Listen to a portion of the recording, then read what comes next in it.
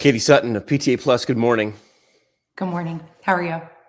I'm great. So this is a crossover episode, but before we start, I wanted to make sure people understand who you are and what PTA Plus is and why you did it outside of me forcing you to do it.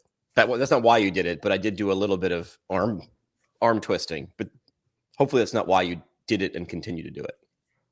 No, and I mean, you're right. You encouraged me and kind of have been a huge mentor over the last couple of years. We're coming up on 2 years.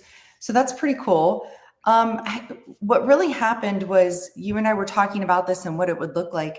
And I kept coming back to there's so many PTAs that have other things that they do. And I mean, you could say this is true for PTs in any profession as well. But a lot of the PTAs that I work with on a regular basis, colleagues, friends, they also do something else. So they might be involved in something else, or they might hold different certifications or have a side gig or whatever. And so when we were tossing around names and everything, that's where PTA Plus came about, because I kept thinking like, well, they're a PTA Plus, they do this and plus they do that. And so really it's just a great way to highlight all of the things that make us more than just a PTA. Which is a term that I wish would go away and people would stop saying. So For some reason, PTAs, and maybe I'm just noticing it now. Maybe it's like the red Jeep theory. When you notice something, you notice something. But yeah, what I found is you are very, very prone to throwing the word "just" in front of PTA, and I don't understand that. So I'm going to look deeply into the camera. Stop doing that. I'm trying to eliminate that. I feel like I'm doing my part. I'm doing what I can to eliminate it. Yeah. All right. So in this crossover episode, the goal is we'll do this on a regular basis, and it'll draw more attention to not only PTAs, but to all the PTAs who are doing plus this, plus that. But other than that, we can't just do that. I want to tell and ask good questions and share things. And you brought this for our first episode, and I'll put it on the screen so we can go through it. So this is from James Clear, and he wrote Atomic Habits, and he's got a really, really good newsletter. I don't get anything if you sign up for his newsletter, but it is very, very clear, as his name would allow. But he's a good thinker. He takes apart ideas and flips them over and reverses them and tries to figure out what you're going to take out of it. So instead of just putting like a really nice quote on the screen or on LinkedIn or Twitter, he dives a little bit deeper. And so let's go through this framework that you brought to the table. I'll read the 4 qualities out loud and we'll discuss it. So the framework is the 4 qualities of a great career. 1, 2, 3, 4. I enjoy it. I'm good at it.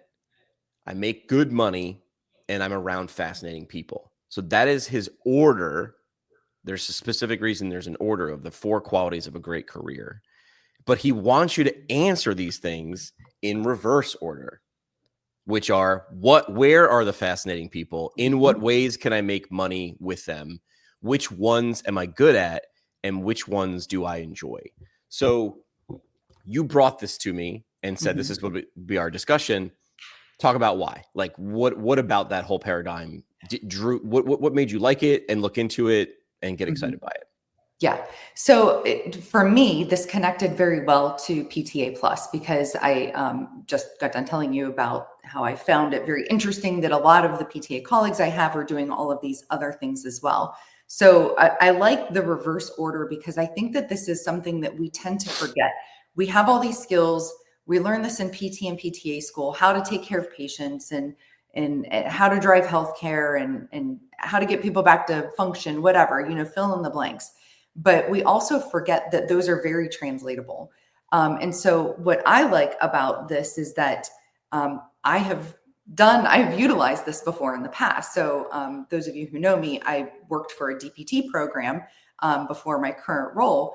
And I think that the reason why I was able to get into that DPT program is because I was asking these kind of questions before I even knew it was a thing. So I was looking around my area and where I live, and I was like, well, who's fascinating, or somebody that I would like to work with? Who's a college or university or a healthcare system that I find fascinating, that intrigues me, that I would like to work with? And what kind of skills do I bring to the table? Like, what am I good at?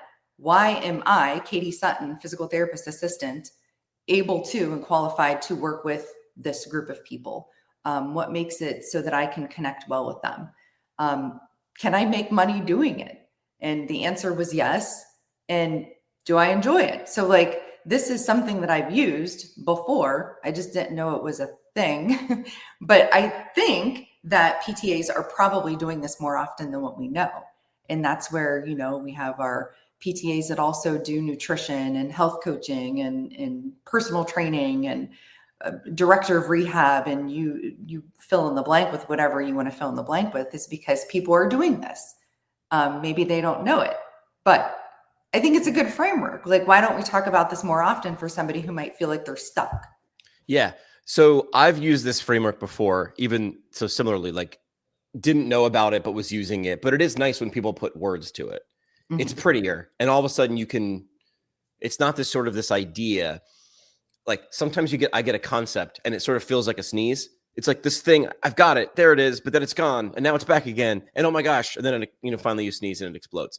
So I think this makes something tangible that maybe feels intangible first. Mm-hmm. So yeah. I'll go through it in the order of the questions he told you should ask. So we're not going through it with the 4 qualities: enjoy it, good at it, make money, and I'm around fascinating people. But before I do, I've done full episodes on this before, because once you sent this, it made me think of this image. If you're watching the video, which is the Ikigai, which is the Japanese concept, which means a reason for being. And you've probably seen this if you're listening. Even if you're just listening to podcasts, I can easily describe this image to you. It's a Venn diagram with 4 circles perfectly aligning and crossing in the middle. It looks like a lotus, and of course, Japanese, very big in the lotus. And the 4 circles in Ikigai are what you love, what the world needs, what you can be paid for, and what you're good at. So when I look at the Ikigai and then I lay over, I enjoy it, I'm good at it, I make money, I can make good money, I'm around fascinating people. The only difference there is that around fascinating people. So which one is it leaving out? Love, good, need. So it's the world need. It's like needing it. But like, if you can make good money at it, the chances are someone needs it, right? Unless you can make good money at being a bank robber. Like, I enjoy being a bank robber. I'm good at it. I'm around fascinating people. So you can apply that.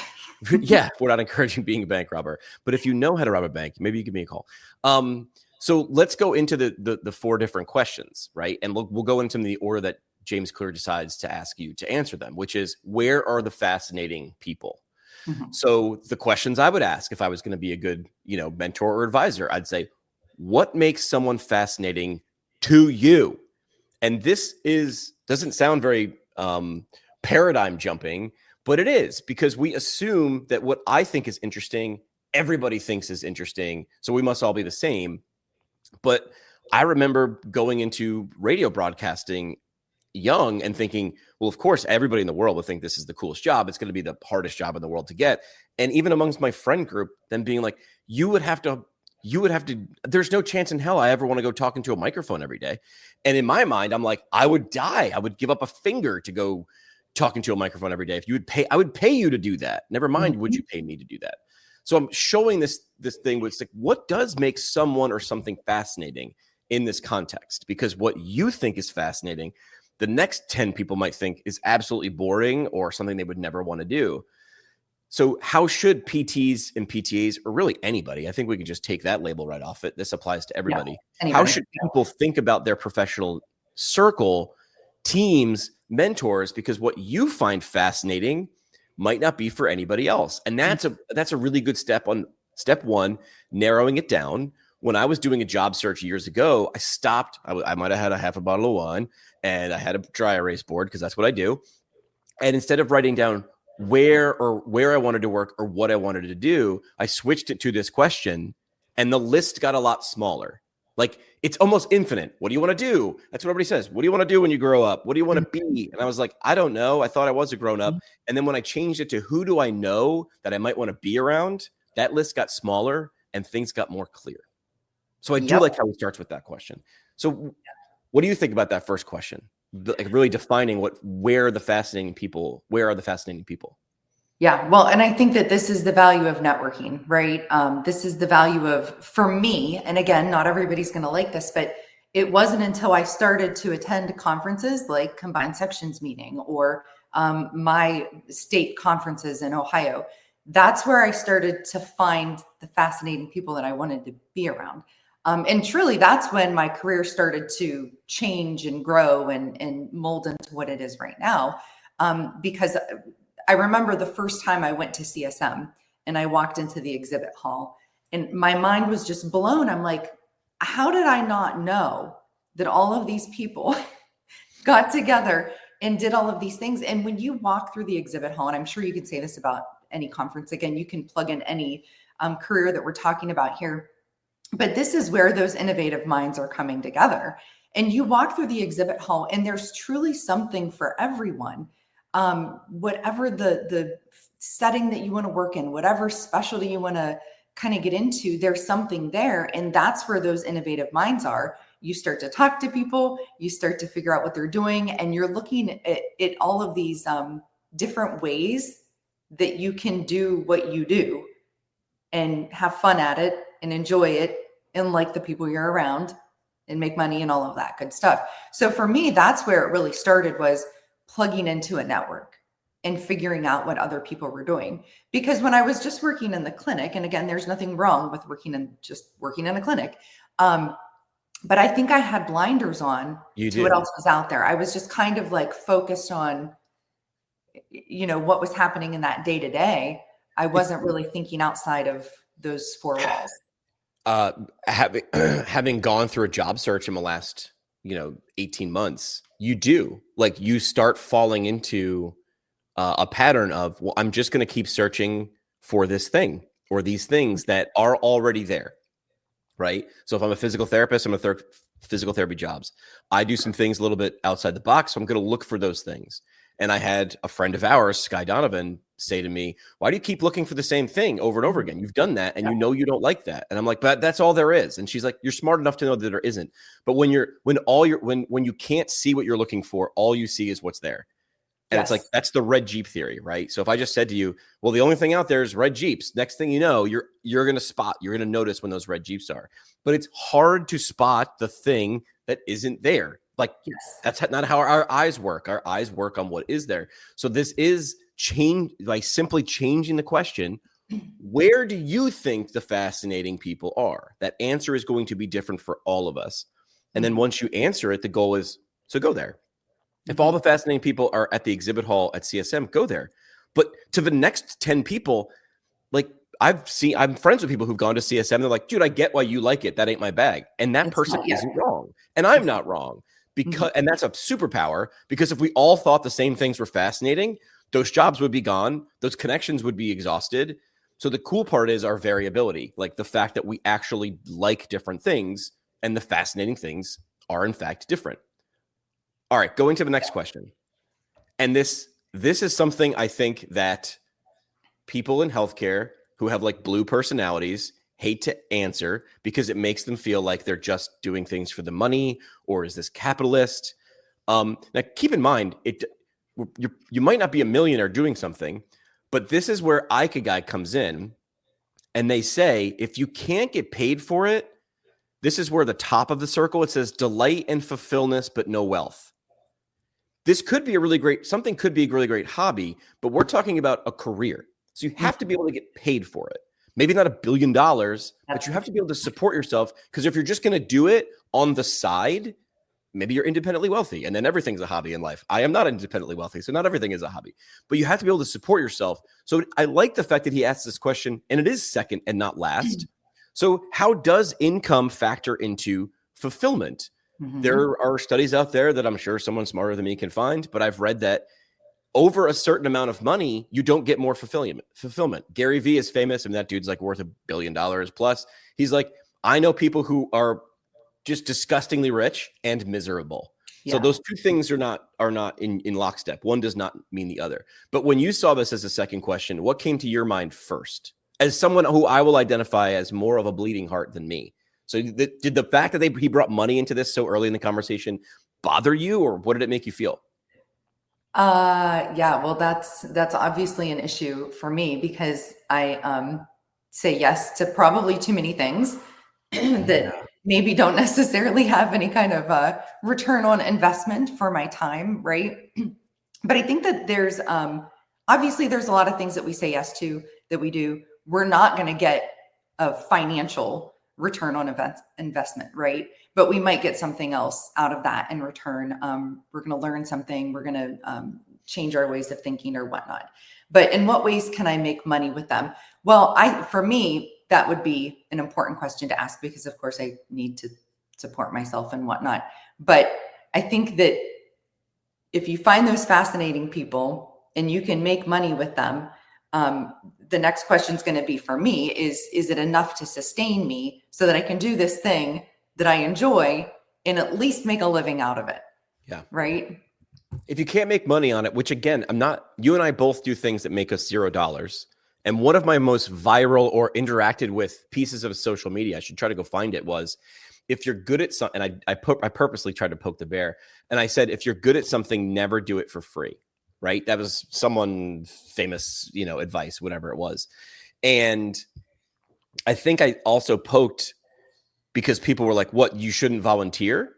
You shouldn't, you're active in like the House of Delegates within your state. You shouldn't give your time away freely. And that's why I wanted people to see, just because you don't get something monetarily out of it doesn't mean you're doing it for free. Like when you volunteer, if you get a sense of fulfillment, you are being paid in fulfillment.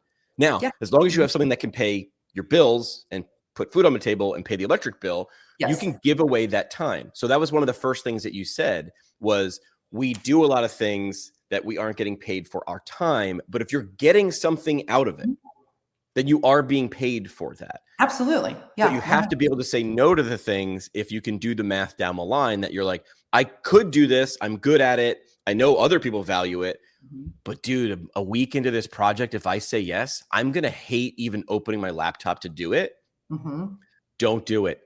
Yeah. Don't do it. It costs you too much. And I think that we've all found ourselves in that position before, right?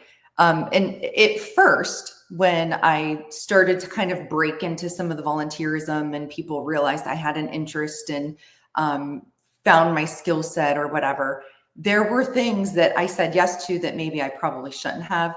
And then you find yourself giving that time, not necessarily enjoying it, feeling like you're kind of stuck and that you have to do it and you have to finish it. And then you're like, am I really giving good quality work at that point? So you do kind of have to evaluate that stuff. And I think that for me, I have developed my my ideas of things that I like enough. I feel like I'm close enough to that now. I know myself well enough. I know my skills. I know what I bring to the table, that I'm now confident in saying, thank you for the offer, but no to that particular thing. But probably 5 or 10 years ago, I would have just said yes because we get told that, right? Say yes, figure it out later. Don't say no to any opportunity. Every, opportunity is a door that might lead somewhere. And that's true. But this second question from James Clear, remember, is how can I make money with it? Remember that your finite resource, while money might be finite as well, time. You can only divide yourself so many different ways. So if you're saying yes, I won't say who it was or what organization, but it's within physical therapy. I was talking to someone, they were asking me to do something. And instead of just saying yes, I was like, can we jump on a call? I want to understand this more. Like, what are you expecting of me to do? Like, it was a very vague ask. Like, I don't think on purpose. I don't think she meant it that way. But when we got on the call, I ultimately said, yeah, I can do this. Whatever you're asking for is enough for me to be able to do and then be done with it. The funny part was when we started diving in, she's a volunteer for an organization's event, an annual event every year. So it's not any events you and I are doing. Just don't be sitting there doing the math trying to figure it out. But when I asked how the event was going and what it looked like, and like, is it worth my time to, this was asking me to leave my house and go somewhere for more than a day. So I needed to be a little bit guarded with my time and ask a bunch of those questions. And ultimately I found out she was so frustrated with the organization and the event because they haven't given her the tools, the training, the time, the people, the product, and the process to make it a great event. So I said, I will do this for you this year, knowing that she and I sort of both knew that this event was going to be meh this year, but it was okay. It was a small enough ask for me to do it. Mm-hmm. Then she asked me, would you take over my job for next year? And I said, maybe, if you do it with me, because I already like this woman, like the vibe was cool. But I said, we're going to go to your bosses, the people in charge, and we're going to ask for, what is the goal of this? Do you think we're achieving those goals over the last 5 years? Because this event, we can look very quickly and go, this event is meh. Should this event even exist? And if it's gonna exist over the next 3 to 5 years, are we going to do something different and expect a different? Are we going to do something the same and expect a different result, or are we actually going to do something different? Everybody wants to grow and make things better. Very few people want to do the things required for change. Yes. And I've worked with organizations where we walked out of a meeting going, we shouldn't be doing this anymore. And I'm like, right, but look what you just bought yourself, time and bandwidth to double down with things that are working or you do like. So this applies for people and organizations is what I wanted to add into that. So yeah, of course. Mm-hmm. All right. The third question in James Clear's paradigm, what am I good at? And I think this goes back to something you were talking about earlier, which is clinicians are just like, well, I'm good at evaluation and treating and interventions. And I push back and you push back and go, but where is that transferable? That is not listen, I've been outside of the clinical environment. This is my second career. It's so stunningly obvious to me that I'm like looking at people going, you can't see where this is a superpower. Your skills are 1000% transferable without having to take another class or degree or certification right now. I need you to have a little confidence in yourself. So how do you suggest clinicians can identify strengths beyond those clinical skills or those clinical skills in non-familiar places? Well, I mean, you do have to have a couple strikeouts, right? Before you. What is a strikeout? Where you try something and it doesn't work, Yeah, like, of course. That's life. Yeah, you're going to have those kind of things as well. And of course, for me, there were a few of those things that I tried and I was like, yeah, I wasn't very good at that. I might have done a good job, but I wasn't all that skilled at it. But going back to the clinicians, and I think that this is where it's applicable to what you and I do a lot. Neither one of us work in a clinic anymore. But I always hear PTs and PTAs who go into education and say, well, we were never taught to be educators. We were taught to be clinicians. And that's true to some extent.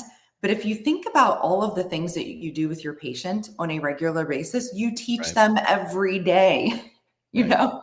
So yeah, we do kind of have some of that embedded into what we do. We just don't think of it as translating to the classroom. And of course, there's all these other like intricate details and things that go into it and big words that multi-syllable words. The funny part is it's moving information from one person to another. And well, I'm sure you're in education. There's a lot of words like paradigms and like things like that, things that Jimmy doesn't understand. But I've been on the receiving end of teaching. I can tell you what lights me up, but also what lights me up wouldn't light up my former PT school roommate David. Like he didn't like the way that so the funny part is, as an educator, I'm guessing you're constantly evolving the way you're teaching based on feedback, verbal, nonverbal, paraverbal. In the moment, you're doing that with patients. You're doing that with people that you interact with on a daily basis. I'm explaining something very clear to this person and they're not getting it, which means it's actually not very clear to them. So I'm reading their face, or they're saying, they're straight up saying, I don't get it. Hang on, let me reevaluate. Let me explain it a different way. That is a skill. Yes. Which brings me to this one lesson that I want to impart, mostly because I am guilty of this as well. I'm the problem. Hi, it's me. I'm the problem. It's me. So the idea there is what you're good at or you like doing, we typically undervalue. Because it's if something comes easy to us, or if we're good at it because we put a bunch of time and effort and energy into getting good at it, now it feels simple, we assign a lower value. Maybe not all the time, but I am guilty of doing this. Conversely, we look at things that are hard for us and we put more of a value on that, and might look at it like, I'm never going to be good at that, right? I'm never going to be able to. Well, actually, if you liked it and you put the time and the effort, the energy toward it, I bet you would get good at it. Now, some people are just going to get good at things faster and more efficiently, and some people don't, depending on the thing and the person. But don't devalue your skills simply because either you're around a lot of people who have them. Well, everybody here is good at that. It's not valuable. Look how plentiful it is. That small snapshot of the world, the people you're around, it's not the universe. And stop devaluing your own skills. I'm saying this for you listening, watching. I'm also saying it for me because I know I do this. Yeah. Well, I mean, I am positive that I did it when you said, hey, you should start a podcast. And it was like, oh my gosh, Jimmy, I would never be good at a podcast. I could never do that, But you talk to people I watched all you the talk time. to people in real life. I'm using air quotes on a podcast. So I was like, so the thing you're doing right now, that's a podcast. Now there's a little bit of like fakeness to it, right? Because you have to, instead of just walking up to someone in a conversation and start talking, you have to say, let's meet at this time. We're going to push record. And when the microphone and the camera comes out, that is a weird situation. That's why I say the goal of the host is to make the guest, like, look at those words, host and guest. Like if I were coming to your house, you're the host. Your goal is to make it comfortable and let them get past that uncomfortableness so that they can show up. That's the trick. That's the only trick you need to learn to go from real life, non-scripted conversations to like predetermined. I want you to go deep into this to make sure that when we do it, lots of people can hear it. So I watched you converse and I was like, yeah, you're already good at this. I just need to get you over the fact that you might be a little weird when we see that number, the little red light come on and we're recording. That's the only difference. It's simple, not easy, but once you get past it, man, it's powerful. Yeah, absolutely. Okay. Something you said about evolving. I just wanted to touch base on that real quick. Now this was several words ago. I know we've kind of went in a little bit of a different direction here, but you mentioned evolving. And I think that this is one of those things that, we were talking about going into academics and teaching from the clinic. And in academics and education, I have to constantly evolve. And you're right. I'm watching the students and their facial expressions and their body language. And if they're not getting it, and if I have a lot of blank faces, or are they tired? Do they need to get up, take a break, go to the restroom, get a drink, something like that? What's happening? But if I choose to not evolve, that's where I stop being good at it. When we look at that third bullet point, which one am I good at? So if I go into the classroom and I teach that same class every single semester, and I don't take the students' feedback that they give me on their surveys, or their verbal and nonverbal feedback that I'm seeing day to day, or the results and outcomes that I'm getting from their assessments, and I don't change, then I stop being good at that thing. So evolving equals change, which is sometimes hard. I don't love having to update my material every single semester, but that's the job. Yeah. But that applies to everything. You're going to do the same thing in the clinic. Correct. Yeah. I say, when I work with larger organizations, they typically have a problem, and the larger organizations are trying to communicate to their members or their audience, the people they're trying to sell to or interact with, the people who are members. And what I like to explain to them is the goal of communication is not to have communicated. The goal of communication is to achieve understanding. So if you fire out one arrow, one message, you're done, right? You've communicated. Yeah. I'm done. Yeah. I said it, right? The goal is to make sure that they understand it. And one message in one way might not be enough. And the funny example I do that gets a lot of LOLs is I'm never been a third grade teacher, but I would easily be the most productive and the best third grade teacher ever because I've seen the third grade syllabus. Dude, I could teach that entire syllabus in 2 weeks. School year's 9 months. These kids would be out of here, right? Now, of course, I would do it at 150 miles an hour, but I don't have to make sure every kid understands it, right? Yes, that's actually the goal. The goal is not to just have communicated the syllabus and rip through it as fast as you can, like I know an adult could do to the third grade syllabus, because you have to make sure that they understand, and that room full of people is varied.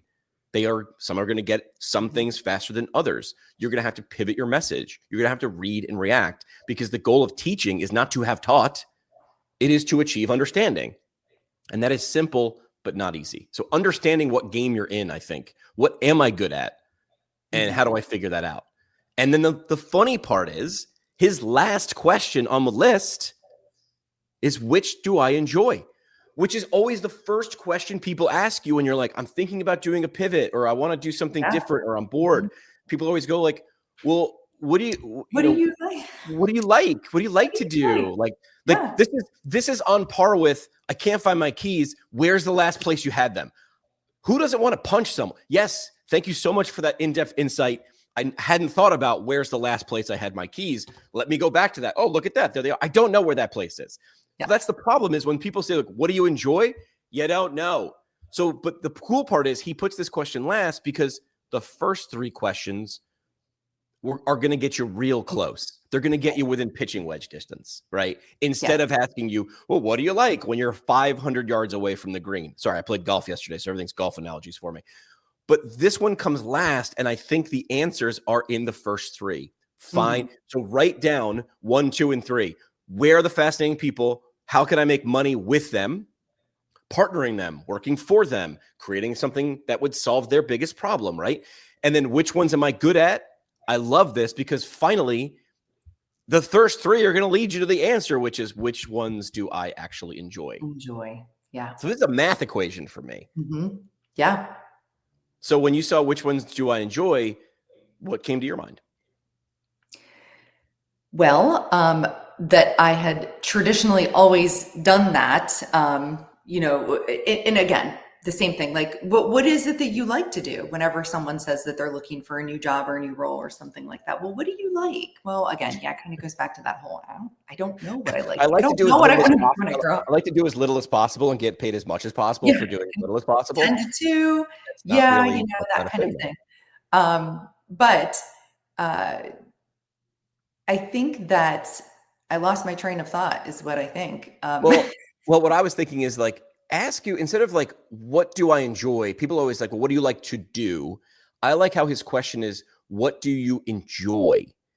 Because again, enjoy is the same as fascinating, right? It's so subjective, but lean into the thing that you think is obvious to me. Because what I enjoy, again, when I told my friends from high school that all I wanted to do was talk into a microphone, they were like, I don't even want to talk in front of 5 people, never mind 55 people or 55,000 people. So the question I like to do, like, what do you enjoy? You can go deeper or ask what I call like ricochet questions. They're less direct and they're easier to sort of answer because you don't have to think. Like, what lights you up day to day? When was the last time you were like in flow, in just that, like doing whatever? And then it doesn't necessarily need to be that task. Like if you're like, Jimmy, I like whiteboarding and collaborating with people who are in different professions and industries. Okay, well, that might not be a job, but what I heard you say was collaboration or creating something from scratch. Or maybe I like to hear people's ideas and help them actually take it from idea and then do the really strict process thing. We need like a project manager. So like, instead of saying, well, what do you like to do? What do you want to be when you grow up? Oh, I want to be a fireman. Like that's too hard to answer. But what has already lit you up? In what ways can we find those elements in a job? Right. So I like that. And then how do we rediscover enjoyment if we've lost it? If you're asking this question because you're in a job pivot or you want a promotion, you want to go parallel or vertical, you have to ask yourself like, well, how do we rediscover enjoyment if we lost it? I still like that, asking that question. Outside of work, what are the things that you gravitate to? You can spend your time however you want outside of work, but what are you doing there? Well, I like riding bikes or, whatever. That's not a job. Okay. So you like things that are methodical, right? If you're going to ride a bike every day and because you're going to enter a race. Oh, you like organizing and planning. Is that something that you would like to do in your job? Maybe. Is it something you have been doing in your current job? Well, no. Well, then maybe that's an element that you're missing. So I think this last question for me is like, break everything down almost like a periodic table. What are the elements? What are the oxygen, nitrogen, hydrogen of the things? Because you can reorganize those things in lots of different ways using a chemistry analogy. So just because you have these skills and you put them together, H2O is water. If you reorganize those things or added more H or less O, could it be something else? Could you add some carbon in there? I'm saying these things like I actually remember chemistry and I don't. But the point is elements that you have as whatever you are, a clinician, an educator, you can add to other things. Maybe you really need to add another degree to something or a certification or read a book to add an element to something, but it doesn't need to all be there for you to get the job. You can be 89% of the way there and be the best candidate. That's true. Absolutely. Yeah. And my thought came back. Sorry, not all cylinders are firing this morning, but it's exactly what you were describing. So, if you go through those first 3 questions and you've already kind of broke those down to some extent, when you're using your search engine to look for jobs or careers or whatever, so your Indeeds, your LinkedIn's, all of those kind of things, if you've answered some of those first questions, and you're knowing what I am good at, what kind of skills do I have, where's fascinating people, and you can kind of start to look in those industries. you're going to start looking for things that are outside of what you currently do. So instead of me constantly going to LinkedIn and typing in physical therapist assistant, well, because of what I do now and where I've went in my career, I'm not likely going to find anything under physical therapist assistant. But if I'm typing in some of the different management and leadership and other qualities and skills that I've developed over the years, I might be linking myself to other networks and other communities and other industries that I can go, oh, you know what? I think I would actually enjoy that, even though it doesn't have physical therapy in the title.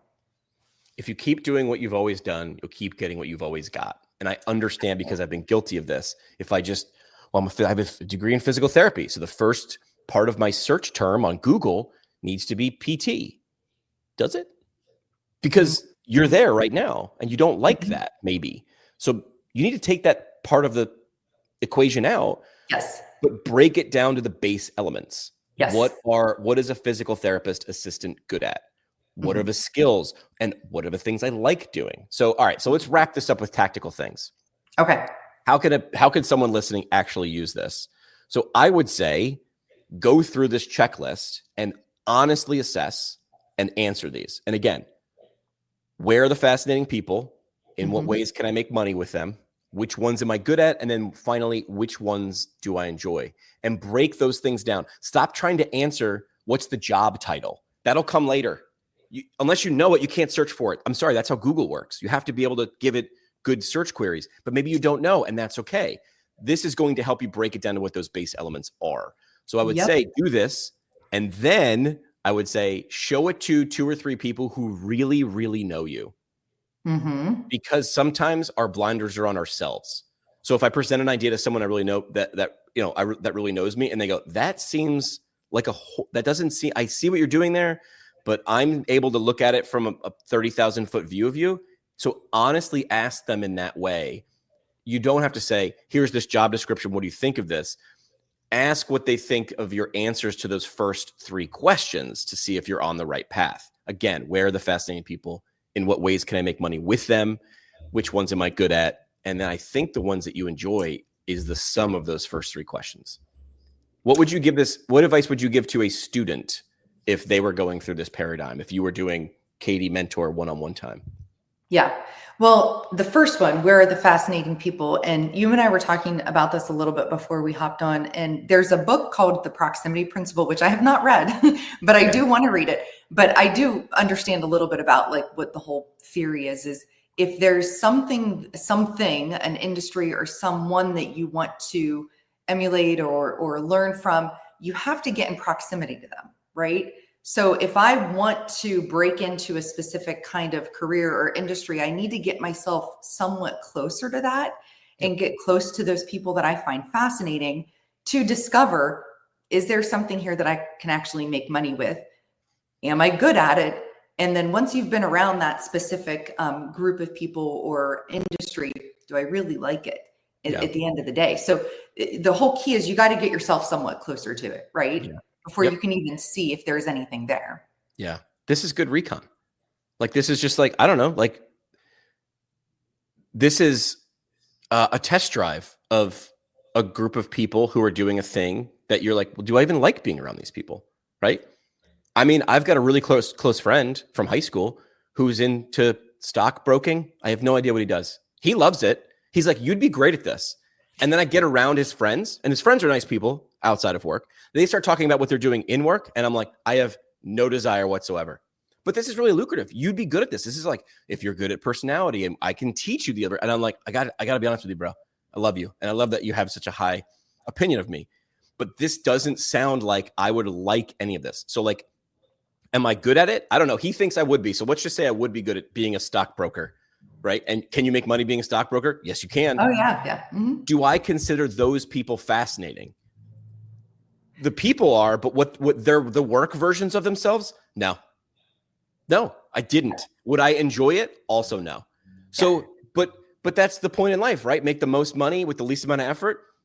No, I don't think it is. Because if I was miserable all day, Man, that's a long ride Goes on this back to the ride. Ikigagi, right? Yeah, it goes right back to this, which is like, okay, what can you be paid for? What does the world need? What do you love? And What what do are you you good love? at? What's your passion? All right. So maybe we'll have to read the proximity principle at some point and do a book club episode on that. Yeah, we should try to do Do you want to wrap up with parting shots? Like what's your take home moment from this? This is the thing that you brought from James Clear. What would you want to leave with the audience as we wrap up? Well, I think if we can just kind of throw it out there that, I mean, PTA Plus is going to be ramping up. We got tons of episodes coming this summer. And I just really want to I want to push people to think outside the box. I want to push PTAs to think of other ways that they can bring things to the table. I mean, if you look at the profession, if you look at the association, I'm very involved in our professional association. So many more opportunities are coming to PTAs than there used to be. And I'm just really tired of the old mindset of, well, there's nothing there for me, or there's no growth opportunities or whatnot. And I'm here to kind of like bust that myth. So I want people to look at this type of thinking and get themselves in that close proximity to fascinating people. It can open doors. There are ways that you can get some kind of return on investment, whether it's money, whether it's education, whether it's leadership skills. There's opportunity there. What am I good at and what do I enjoy? Going through that list, this can go way beyond a career. This can go way beyond physical therapist assistant. But again, I'm just kind of like, I want to break that paradigm of, well, I'm just this or I'm just that, and it's the day to day and the want. I just want people to think a little more creatively. Yeah, I would say the questions that we presented that we stole from James Clear, so we get to sound as smart as him. Ask yourself those questions: where are the fascinating people? In what ways can I make money with them? Which ones am I good at, and which ones do I enjoy? You could also ask yourself other questions that get down to the more base elements. When's the last time I felt really aligned in my work?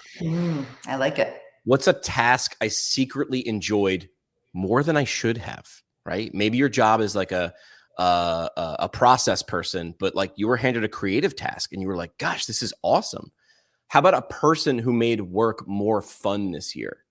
How about one skill I want to double down on this year? And this doesn't mean any of those projects or things or people is the person you need to go to, but then ask yourself, what about that task made me excited? What about that person did I feel lit up by and wanted to be around them more? The answers are in answering these hard questions, right? Mm-hmm. Like, I'm sorry, but downloading a list ain't going to get it. Mm-hmm. You have to answer these questions and nobody can answer them for you. And no one's going to answer them as good as you, but do bring in some close friends at the end to take a look at what your results are and think, am I in the right direction? Am I close? What are we going to talk about next time we get together? You had other ideas too for topics. Yeah. Oh, what is the next one that I want to talk about? I'm getting a ton of stuff off of LinkedIn. I'm telling you what, if you're not on LinkedIn, you need to get on LinkedIn. So there's a couple of topics that I think we're going to try to touch base on. One of which is followership. Are you familiar with followership? I saw you do a reel on it, like a short form video a few weeks ago. But before that, I had never heard the term followership. So I want you to explain it to me and help me understand what it is and if I should be doing it or not. A hint. It has nothing to do with how many people follow you on social media. Okay. All right. Which is good, because I don't have very many that follow me on social media. Take a listen to PTA Plus. If this framework hit home for you, send this episode to a colleague who maybe needs to hear it. And don't forget to follow Katie and her podcast, PTA Plus. We've got more of these crossover episodes coming your way. Katie, thanks so much for stopping by. Thank you, Jimmy.